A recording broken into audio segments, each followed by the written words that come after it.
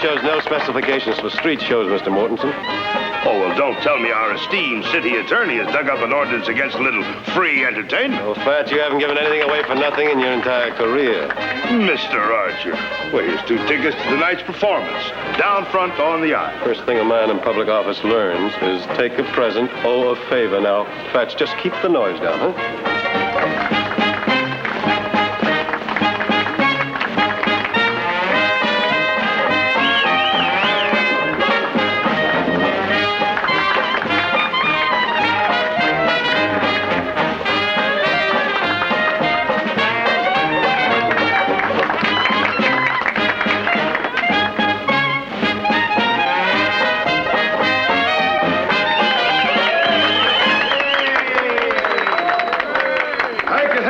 Ladies and gentlemen, and now for the piece de resistance, the most exciting act that's ever appeared in our fair city of Stockton. The lovely lady with the face of an angel and the voice of a nightingale, the sweetheart of the Sierras, Miss Liberty Keene, ladies and gentlemen.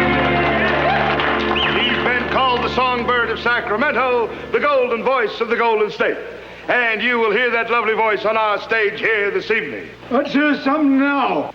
Well, friend, we can't do a whole show here on the street, but if you'll be in our theater tonight... Let's hear what she can do. Come on, girlie. Give us a sample. Oh, well, now, look, friend, I just got through telling you that we can't...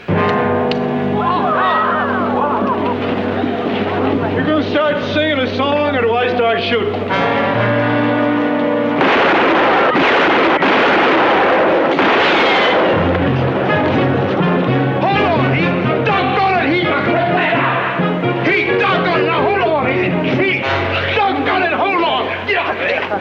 Heaven preserve us from impetuous young fools. It's all right, folks. It's all right. It's all part of the act. Ladies and gentlemen, the great Ambrose, the man whose keen eye and steady hand has won him 53 medals from the crowned heads of Europe. And if you think that was sharpshooting, just wait till you see his performance on our stage tonight. Take them in, Deputy. There was no real harm done, Mr. Archer. Fats here was just drumming up business for his new show. I know what he was doing. And you heard what I said. Now, I'm gonna have to run you in for this, Fats. Justice will triumph, ladies and gentlemen.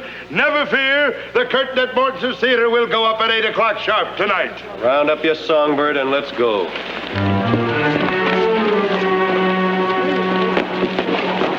Well, if you'd waited, I could have told you it was part of the act. They'll need a lawyer. Will you help them out? Well, Heath, I can't do that unless they ask me. Well, I'm asking you.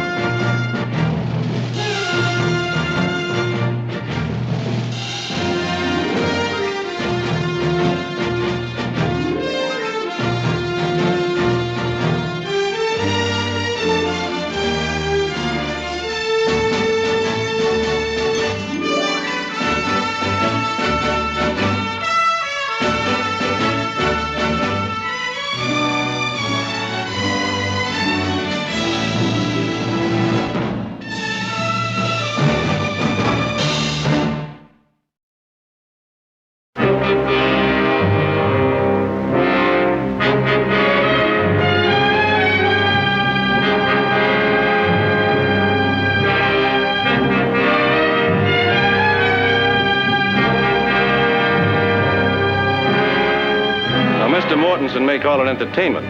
But the fact is, discharging firearms on a city street is in violation of Ordinance 116 and punishable by a fine of $300. $300? Archer, you know I can't spare that kind of money. Well, it seems to me I have enough money to hire very expensive legal counsel. Oh, well, Mr. Mortensen and I have a little agreement. Best seats in the house for opening night, right? Fred, it seems to me that under the circumstances, $300 is a bit excessive. Well, if your client prefers, perhaps he'd take the jail sentence of 30 days. Oh, come on now, Phil. We're only dealing with the Fats Mortensen gang, not Quantrell's Raiders. Is that the latest in San Francisco sophistication? I mean, this is a little out of your current bailiwick. What is your interest here, Jarrod? Well, like any other citizen of Stockton, I think I'd be disappointed if the show didn't go on. So would I. What happened out there today could have caused serious trouble. Oh, settle down, Phil. Anybody hurt? Any damage done? It's besides the point. Wasn't anything to boil over about. Well, what do you want me to do? Ignore the entire incident because Jarrod Barkley is involved? Well, now, it seems to me that the punishment ought to fit the crime. Fred, why don't we have Mr. Mortensen do a show at the orphanage as a condition of his release? Agreed, Fats? Well, fine. All right, it's settled then. Now clear him out of here. Mr. Barkley, thank you very much. The tickets will be at the box office. Liberty, my dear? Well, it's apparent to me, Sheriff, that you and I have to reach some kind of understanding about our respective duties. Now, don't go puffing up like a turkey gobbler, Phil. You're fresh in your job, and I've had mine for 10 years. I can see I'm going to have to cure your buck fever just like I did Jarrod's when he first took over your job. How well I remember. If you'd like to hear the sad story, I'll buy you a drink. To celebrate what? How the big-time San Francisco attorney got the best of a small-town lawyer? No, thank you.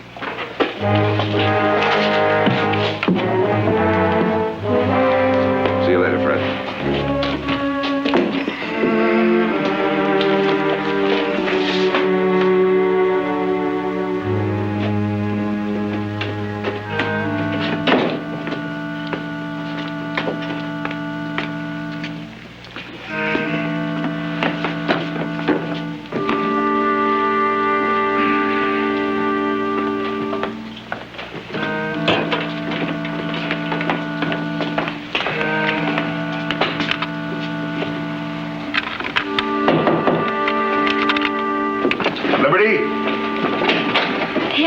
Message for you at the stage door. Oh, thank you, Mr. Mortensen. Oh, you better get some food into him. All right.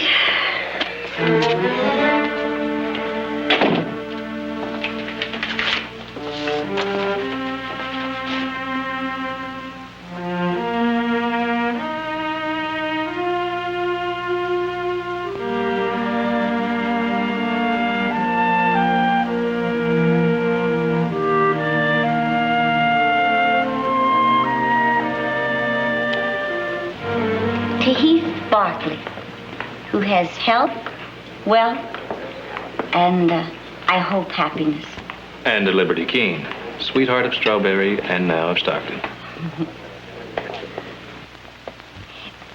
You know, Heath, when I was a very little girl, Papa used to read me stories at night, and there was a book we both loved. It was about a poor ragamuffin boy who grew up to learn that he had great expectations. I'm very happy for you, Heath. I've often wondered how you've been making out, Libby. Well, now you know. I'm sorry you never made it to New York, Libby. What's funny? Oh, life. When you were 16 years old, you begged me to run away and marry you. Remember? And Papa ran you off? Well, that wasn't funny, not to me. Oh, nor to me. But Papa kept saying, we're just that far away, Libby. Just that far away from success. After Papa died, I went back to Strawberry to look for you. But it was too late. You'd already gone.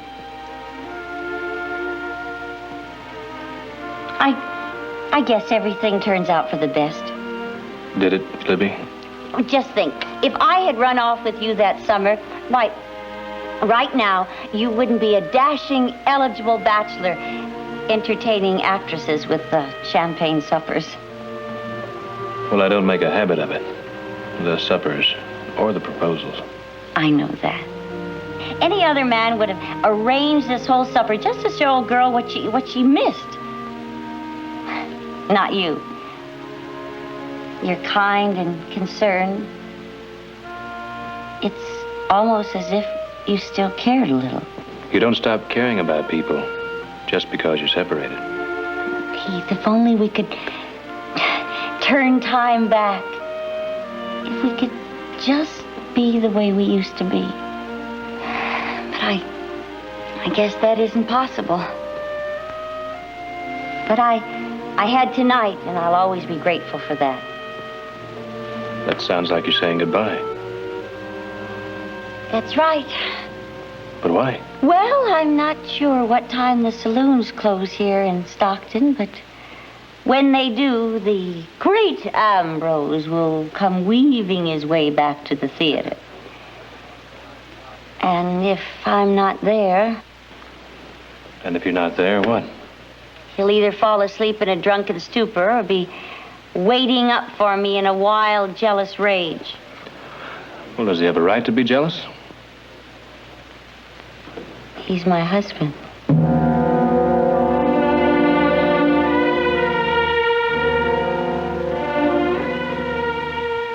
I needed somebody to look after me. Don't you see? Like Papa used to do. So I settled for Ambrose. Just like everything else in my life, it went wrong. I ended up taking care of him. I'll take you back now, Libby.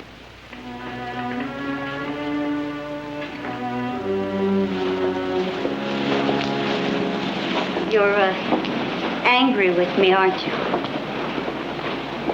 Well, I guess you have every right to be.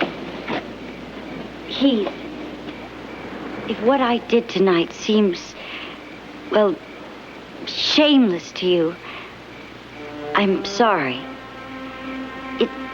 It's just that living the way I do, you learn to snatch at a moment of happiness. I thought I could stop loving you, Heath. But I guess I never will.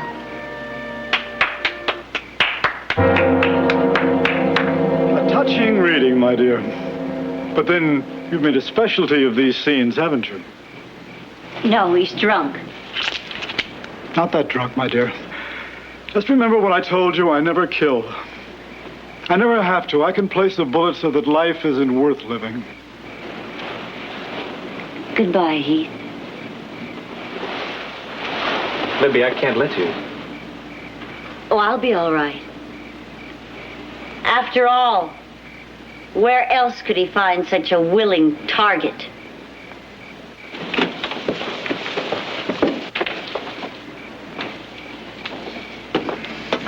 My wife has a penchant for rich, young admirers. But strangely enough, she always comes back to me.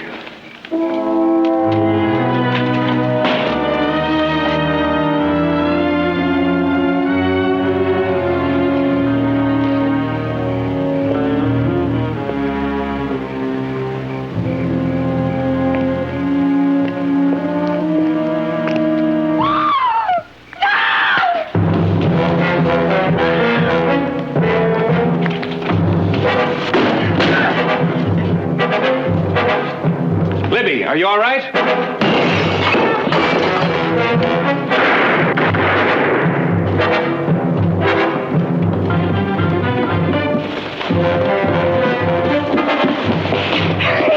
Hurry!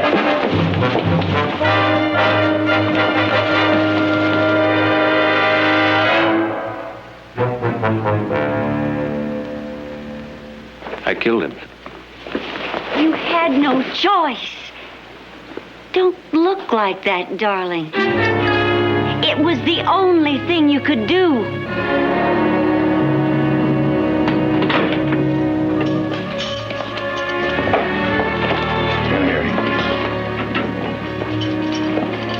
Well, Heath Barkley. What'd he do, rob the Frisco Mint? Shut up, Tedrow. Sheriff, now that this here's such a high-class jail, I'll be expecting a doily armor breakfast tray.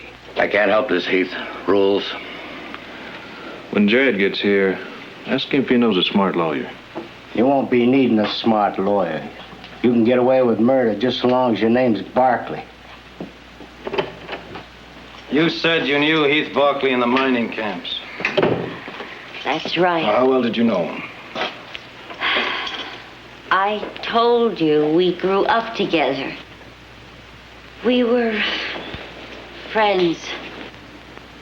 Just friends.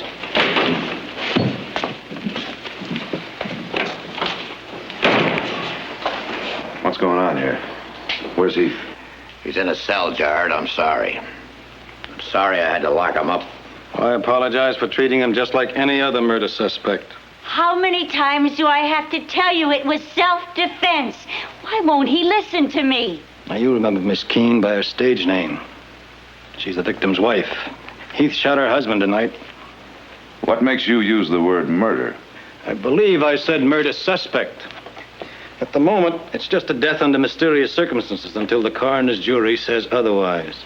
You're scheduling an inquest? 3 o'clock tomorrow afternoon at the theater where the shooting took place. Tell me something, Archer. Have you really got a case, or is this just a chance to make the Barkleys sweat? I'm not a fool, Jarrod. I have a case. A good one.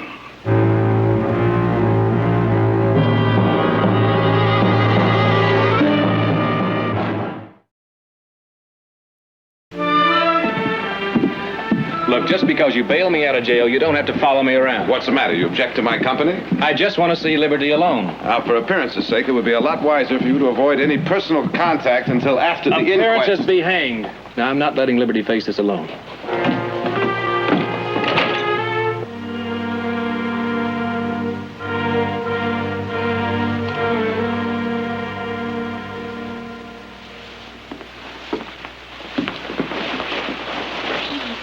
Oh, Heath, I was so worried about you. I got here as soon as I could.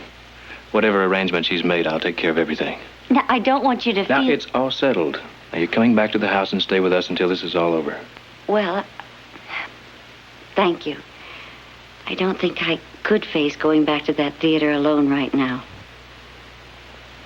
Heath, the inquest is at 3 o'clock. I think it would be better if you stayed in town. Well, we can come back. We both have to clean up and change clothes. This is hardly an appropriate costume for an inquest. Well, I'm sure Audra can find you something. Let's go home.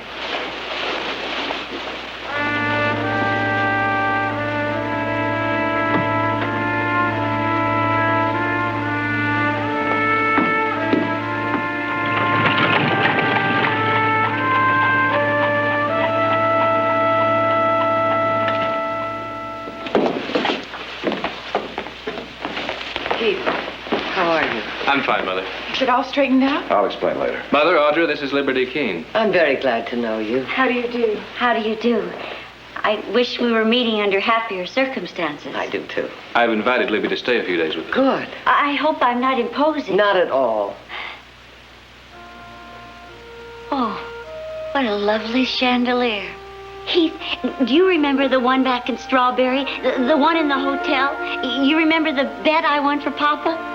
Her father made a bet that Libby could rattle the crystals with her singing. I broke some of them. The money Papa won helped pay for the repairs.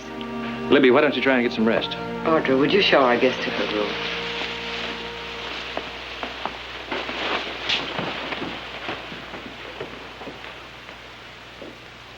Come on, Heath. We got some talking to do.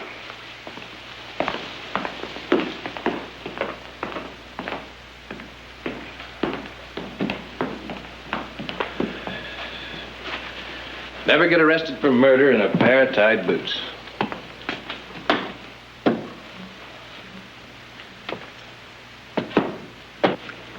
Well, Heath? Now, don't get that look. There's nothing to worry about. There's plenty to worry about. And the sooner you get that through your head, the better off you'll be. The great Ambrose tried to kill me. I shot him in self-defense. How many ways can I say it? Then why does Phil Archer call it murder? How should I know? He's much too smart to try for an indictment without some pretty good evidence. Happened just like I told you. Now, let me see if I've got this straight. You and the victim's wife renewed an old love affair over a midnight supper at the Alhambra Club. It was never an affair. Then you returned her to the theater at a rather late hour and were confronted by her understandably angry husband. He was drunk, crazy jealous. Life with him must have been hell for her. A relationship nonetheless sanctified by marriage vows. Jarrod, is this necessary? I'm afraid it is. Now tell me again what happened in that alley. He made threats. She went inside. Threats against whom? Me. And in spite of those threats, you entered a dark theater and killed him. A professional marksman in a fair fight. Now, do you expect the jury to believe that? Jarrod, you've got it all wrong. Haven't I told the truth? It's the word you use. You expect the prosecutor to use nicer words? All right, Jarrod. Now you've acted out the devil's advocate. Why? Surely you don't think Heath is guilty. Of course I don't think he's guilty. The trouble is, how are we going to prove it? Well, I'll match Jarrod against that smug jaybird Archer any day. Well, wake me in an hour, huh?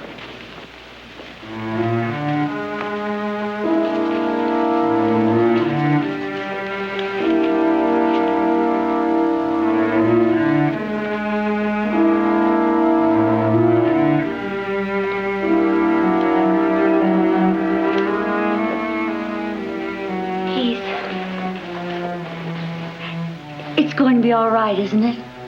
Sure it is. There's nothing to worry about.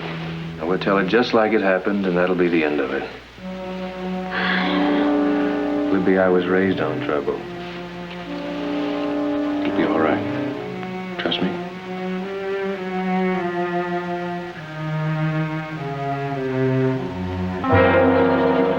Read all about the murder. Read all about the murder in the theater. Come and get your paper right now. You can't go on shouting about a murder. This can't rightfully be called a murder until a coroner's jury says a crime has been committed. Now, when they do that, then we can legally accuse a suspect. The day this town accuses a Barkley is the day the horn will sound judgment. Well, now, don't sell your fellow citizens short. They're honest men, and they'll hand down an honest verdict without fear or favor.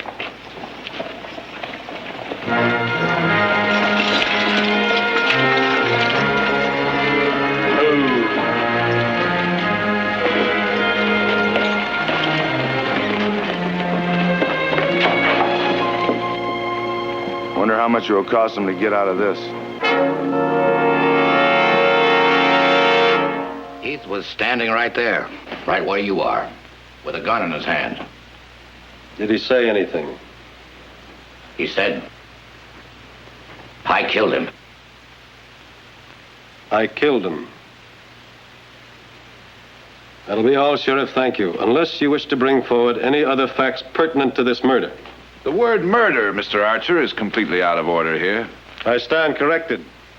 And remind you that any defense of your brother at this time is equally out of order. And I remind you both that this is an inquest, not a trial, and I am in charge. You're dismissed, Sheriff. Do you have any further witnesses, Mr. Archer? Yes, sir. Call Mrs. Liberty Keene Carson, please. Mrs. Carson?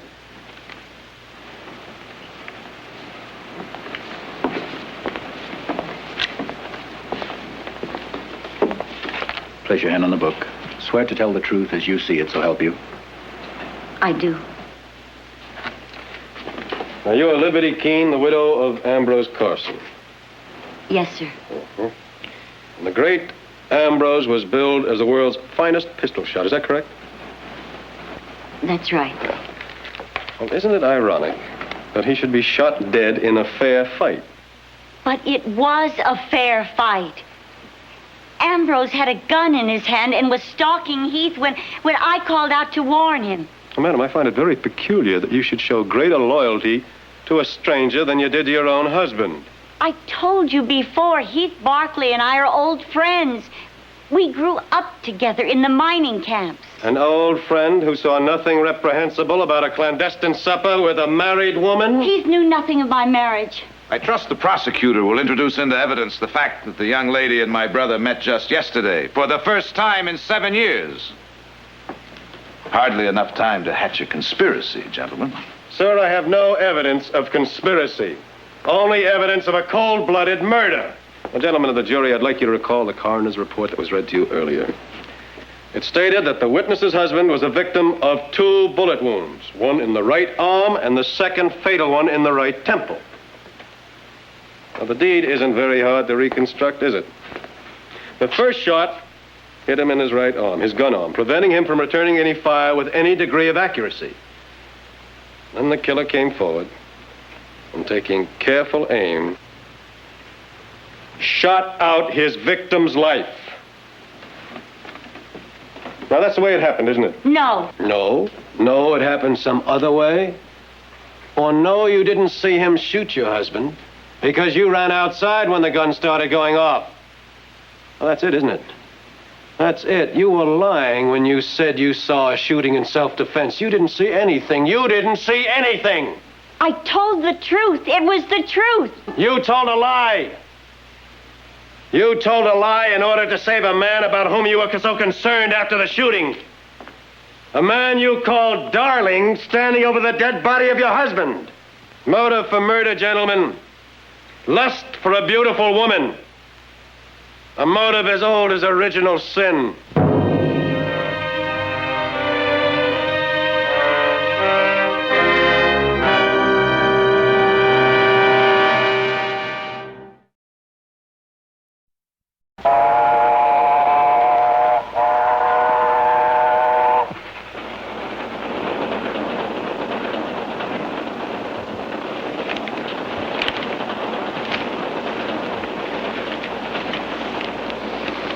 Makes sordid reading, doesn't it? I heard the porter call you Mr. Barkley. Are you one of them? What's it to you? Well, don't get huffy. I'm Fletcher of the Oakland Bulletin. If there's another side to that story, I'm the man to see it gets into print. Anything to say? Nothing. Been a Salinas horse auction. Kind of a shock, huh? You might say that, yes. I guess right now you're wishing the old man's cold had never come out of the woods. Nobody says that about him to me. You better get used to it. You're gonna find people like a good scandal, Barkley. And when the mud's on you rich ones, they like it twice as much.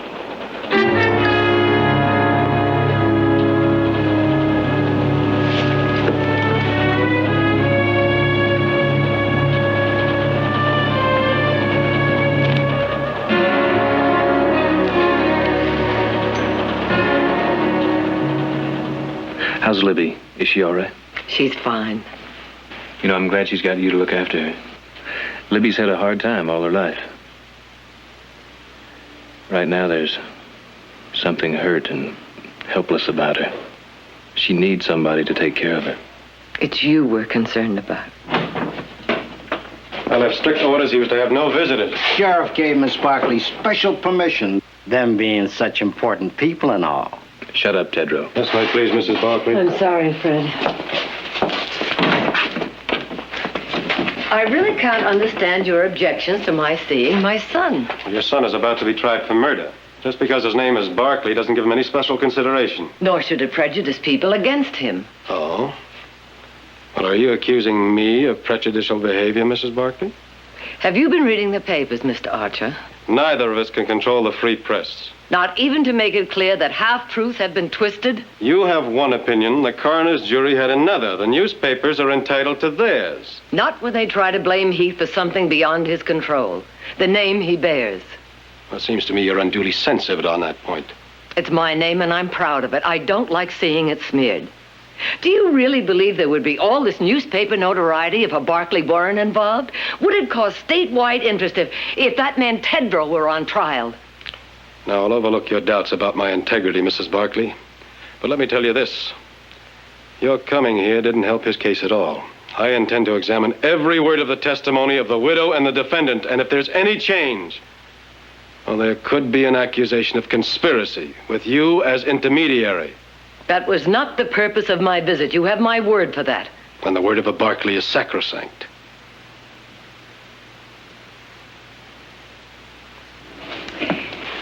There's only one step from envy to hate, Mr. Archer. And I think you've already taken it.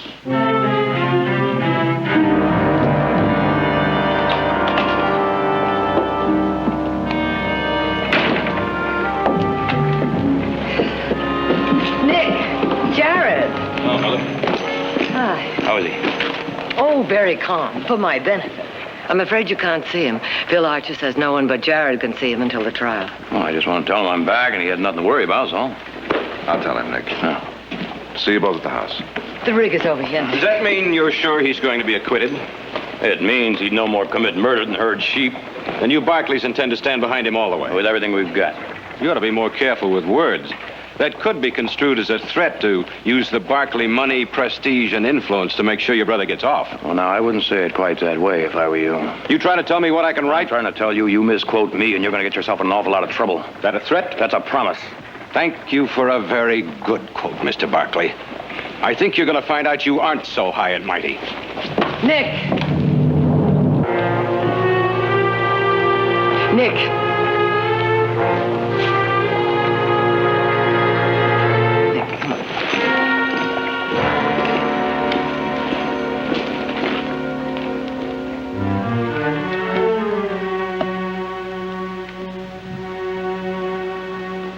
Thank you.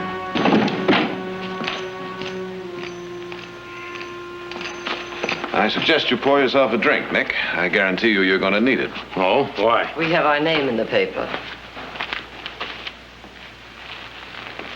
Ranching heir Nick Barkley today threatened. What a filthy, rotten lies.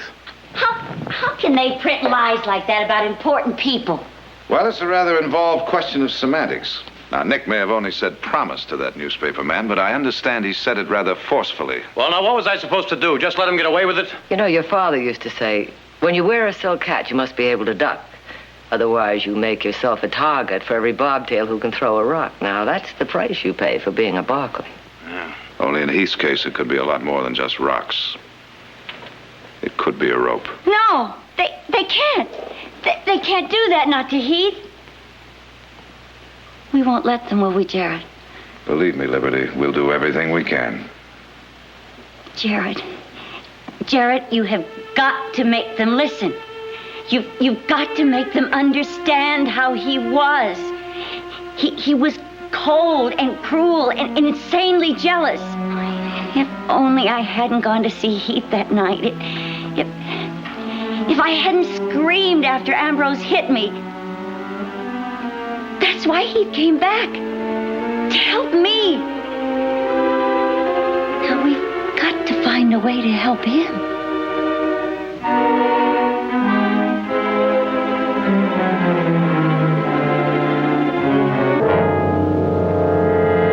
What do you mean you're going to get another lawyer to defend me? Now, calm down, will you? Porter Hammond is one of the best. He's a master with the jury. The prosecutor wants to see you, Jarrod. It's important. All right.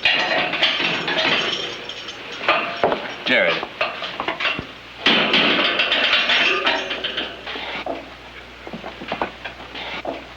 We don't need another lawyer. I think we do. Public opinion is running against us. We need somebody outside the family. No. I put my money on you, and it's staying on you. Hammond is on his way over here. I'm starting to feel sorry for you. He's trying to back out. Maybe you ain't such a member of the family as you thought.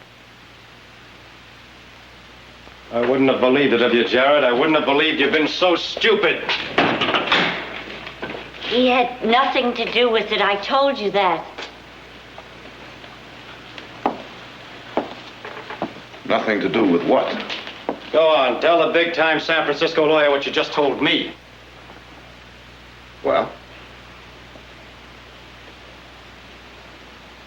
I killed Ambrose. Well, doesn't that surprise you, Barkley? Archer thinks you put her up to it. Figuring a jury would go easier on a pretty woman. Well, Liberty, if you're telling the truth, that means that Heath is lying, doesn't it? He must be taking the blame for you. Heath knew nothing about it. The theater was dark. He didn't see me fire the shot. With the what?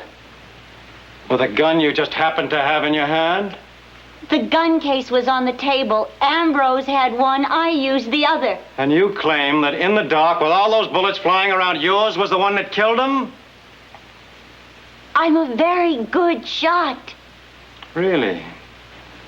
Sheriff, let me have your pistol. We'll check and see how well Mr. Barkley has coached you. Don't push me too far, Phil. I don't need her to win this case, and you know it.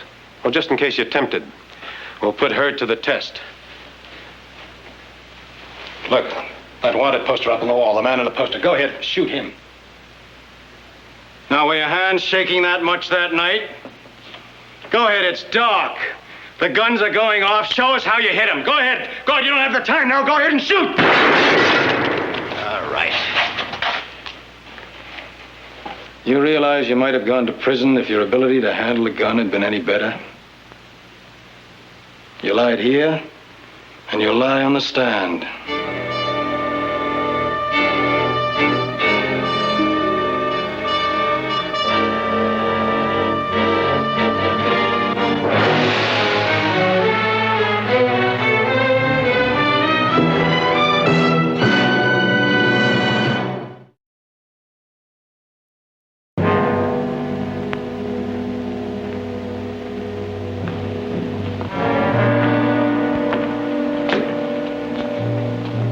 Reconstructing the crime, Counselor?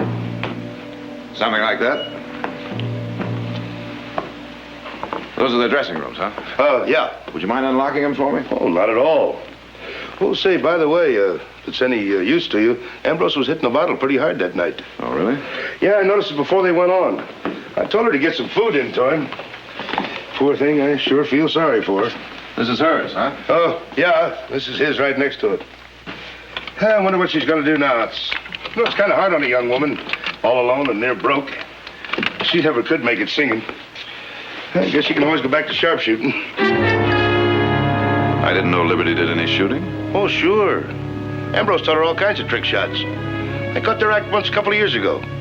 Just like all the others, until he got the bright idea of making her the unexpected target. You know, kind of surprise the audience. Him pretending he's drunk and she's in danger. When you're finished, I'll be in my office. Thank you very much.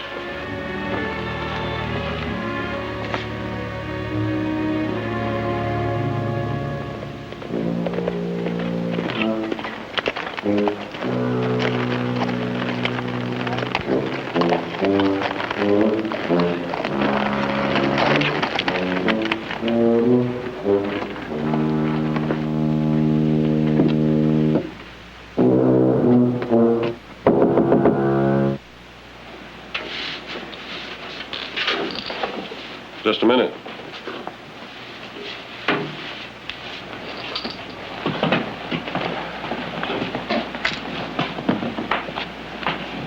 Well, may I come in? Well, is it something that can't be taken care of at the office? I've come to ask a favor, Phil. A big one. Come in.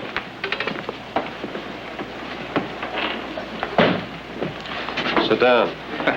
I didn't know you still played the tuba, Phil. Why should you know? We haven't traveled in the same circle since we were in law school together. Seems to me we were friends then. People and water, they both seek their own level. What is the favor, Jarrod? Phil, I want you to consider, just for the sake of argument, the possibility that Liberty might have been telling the truth yesterday. You know, I figured you were bluffing when you said you didn't need her to win your case.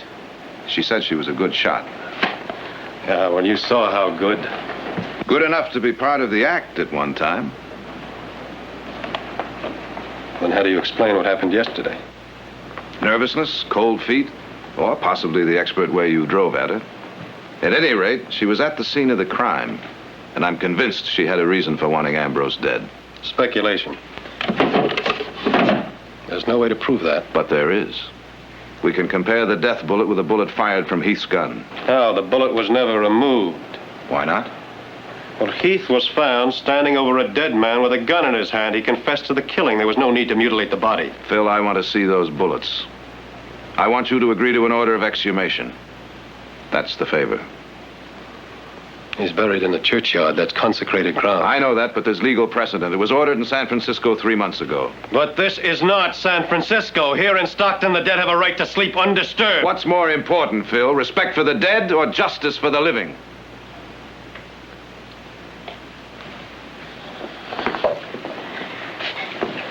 I'm a public official. Now, that's very important to me. I've worked very hard for a very long time. May I ask what that has to do with it? Well, I wouldn't expect a successful big city lawyer to understand.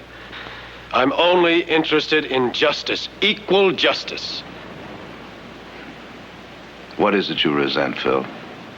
The fact that I didn't have to work as hard for success as you did? Don't be ridiculous. Then why are you out to get Heath? Why do you refuse to even consider the possibility that he may be innocent? Because he is guilty. And none of your courtroom magic can cheat justice. You know something? You're infected. Infected with the same blind rich man, poor man prejudice that's spreading all through this town. Or are you the source of it?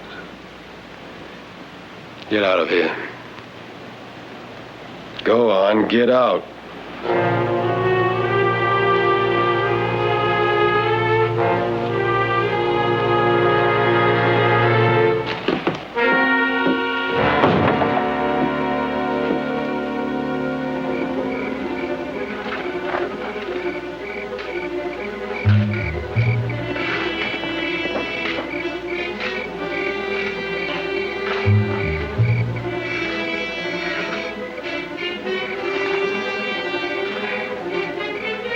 Sorry, boys.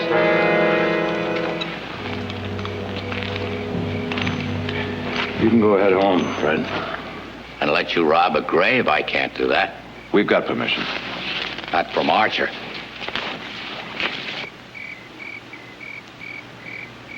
You went to the judge? We figure that bullet can clear Heath. Or put a rope around his neck?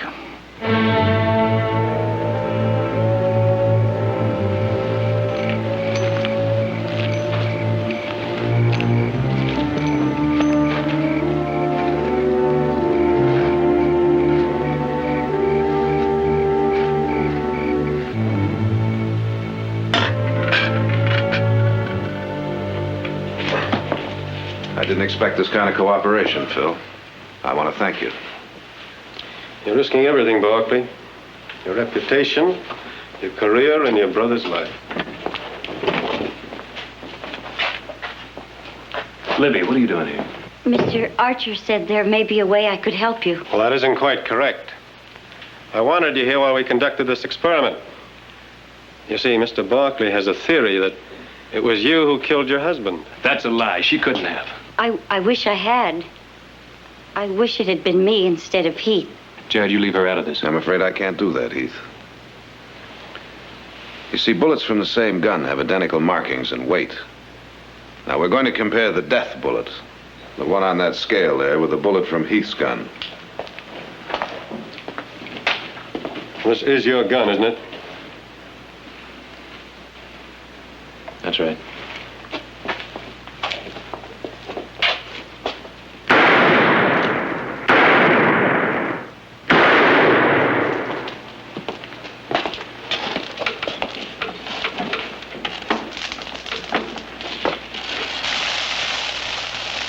They are, Phil. Well, this scale is from the assay department of the bank. It's completely accurate.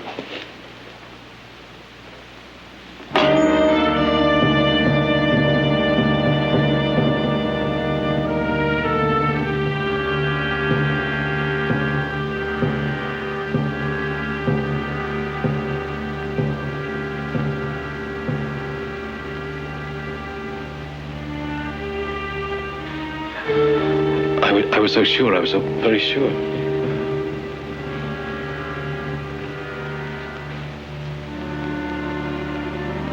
I had to kill him. I had to. I was afraid for Heath. Ambrose would have killed him. It would have been my fault. All my fault. You didn't have to kill him to prevent that.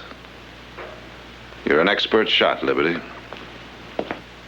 Despite that deceptive exhibition you put on here, you could have placed this bullet anywhere you wanted. You wanted him dead.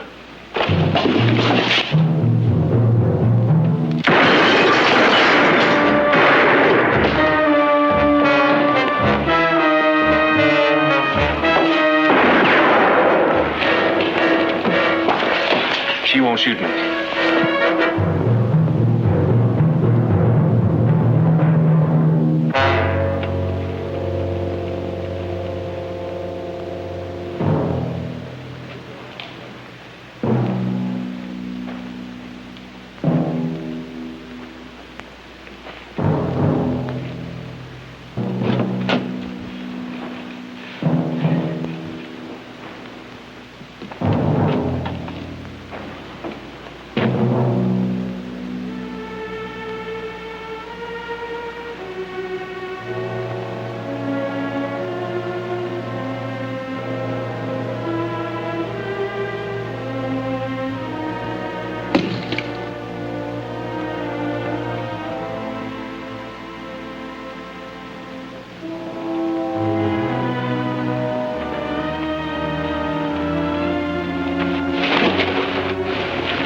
Libby?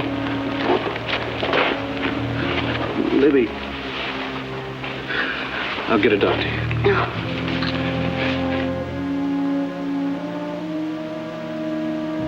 I'm trying to talk. I have to talk. I have to make you understand. I never wanted to hurt you, Heath. I never thought you'd go to trial. Thought the Barkleys were too important.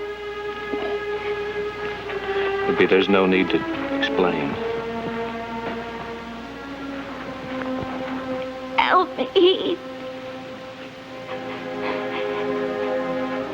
Make them understand. I had to kill him. You saw how he was. How he treated me. How else could I escape?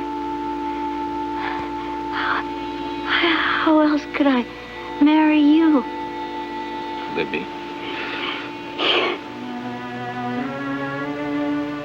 Where are all the bright lights Papa promised? Where, Papa?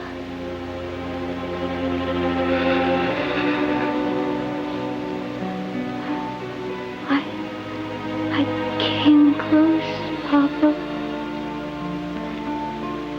So close. Our dream almost came true. Just that far away.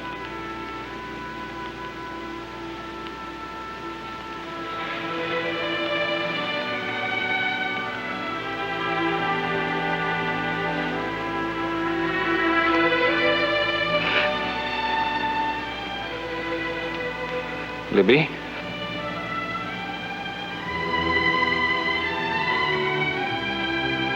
Libby?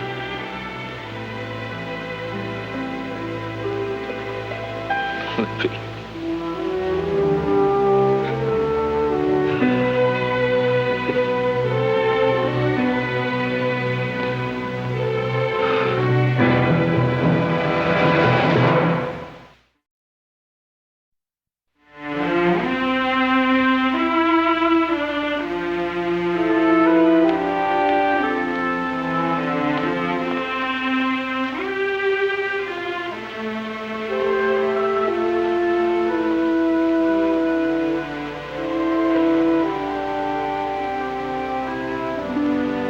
I don't like to see you punish yourself this way. They're both dead. She killed Ambrose because of me. No. She killed him because she was too weak at 16 to live your kind of life, and too weak at 25 to live with her own mistakes. I keep remembering when we were kids. All of the things she wanted. And all her life, they were just out of reach. Just that far away.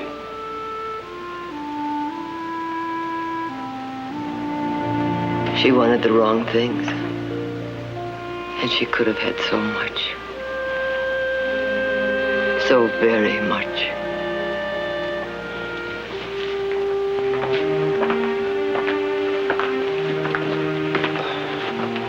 I've come to apologize. Well, you were right about me. It was a personal resentment of you. Of your success and your way with people. Oh, if either of you want further satisfaction, we can go out behind the barn. Well, what do you think, Heath? Down by Snyder's Creek? Well, since there isn't going to be any trial tomorrow, we can see if the fish are biting. Well, after everything that happened... If it'll make you feel any better, Phil, you can dig the worms.